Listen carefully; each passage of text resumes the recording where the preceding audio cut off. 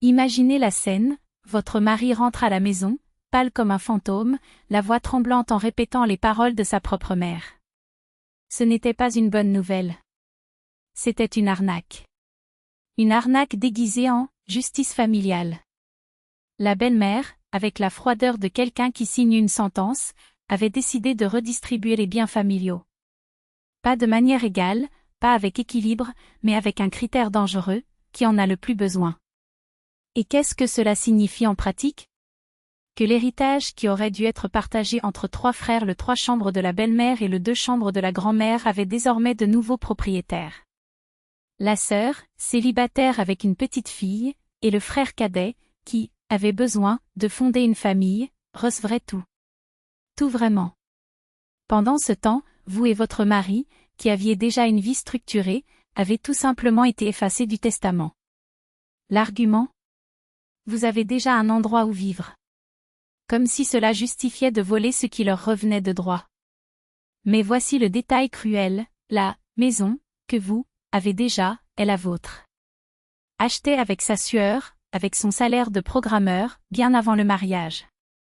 Pendant que votre mari, avec vos 70 000 $ de revenus, et vous, avec vos 100 à 120 000 $, planifiez l'avenir, vendre votre appartement, augmenter la valeur de l'héritage et acheter une maison plus grande. Sa mère a décidé, seule, que ces projets n'avaient pas d'importance. Après tout, pour elle, la justice consistait à retirer à ceux qui la possèdent et à la donner à ceux qui, selon elle, en ont davantage besoin. Et les frères? La sœur, âgée de 28 ans, divorcée, qui paie un loyer de 30 000 par mois, et le frère, âgé de 25 ans, célibataire, qui vit également de son loyer, se sont vus présenter des propriétés évaluées à des millions. Pendant ce temps, son mari, qui a contribué pendant des années aux besoins de la famille et qui a travaillé dur aux côtés de sa mère, a reçu un verdict, « Tu n'en as pas besoin ». Comme si le besoin n'était mesuré que par ceux qui se trouvent actuellement dans la pire situation. Comme si l'effort d'une vie pouvait être annulé par un caprice maternel. Vous avez essayé d'argumenter. Ce n'est pas juste. La réponse? Un sourire condescendant, la justice, c'est aider ceux qui sont en difficulté. Mais la vraie justice ne repose pas sur celui qui pleure le plus fort. La justice, c'est partager ce qui appartient à chacun, sans favoritisme, sans pénaliser ceux qui ont construit leur propre stabilité. Vous avez même essayé de faire appel à la logique, et si on se séparait? Il ne lui restera plus rien. La réponse était encore plus absurde, il trouve un autre endroit où vivre. Comme si, à 40, 50 ans, repartir de zéro était un détail sans importance. Les frères, bien entendu, n'y voyaient aucun problème. Pour eux, c'était une opportunité. La sœur, avec l'impudence de quelqu'un qui ne voit pas au-delà de son nombril, dit « J'ai besoin de plus, j'ai une fille ». Le frère, avec l'arrogance de la jeunesse, ajouta « Vous avez déjà un logement ».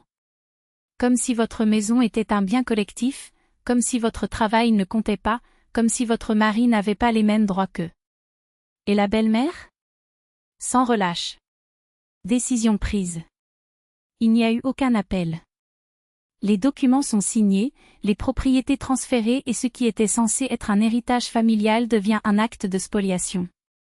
Tandis que la sœur fête sa nouvelle maison à 8 millions et que le frère exhibe fièrement son appartement à 6 millions, son mari se retrouve les mains vides.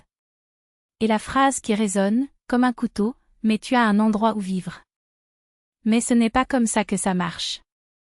L'héritage n'est pas la charité. Ce n'est pas un fonds d'urgence pour ceux qui, selon maman, méritent plus. C'est un droit. Un droit qui ne peut être nié parce que quelqu'un a arbitrairement décidé que votre vie était réglée. Parce que le mariage n'annule pas la propriété. Parce que la stabilité d'un enfant n'est pas une excuse pour en déshériter un autre. Et le pire? Cette histoire ne s'arrête pas là. Reste l'incertitude, la peur de l'avenir, le sentiment qu'à tout moment le sol pourrait s'arracher sous vos pieds. Parce que lorsqu'une famille accepte que ceux qui ont moins ont besoin de plus, en règle générale, elle dit que certains enfants valent plus que d'autres. Et ça, mon ami, ce n'est pas la famille. C'est un piège. Un piège où l'amour devient une monnaie d'échange et où la fidélité a un prix.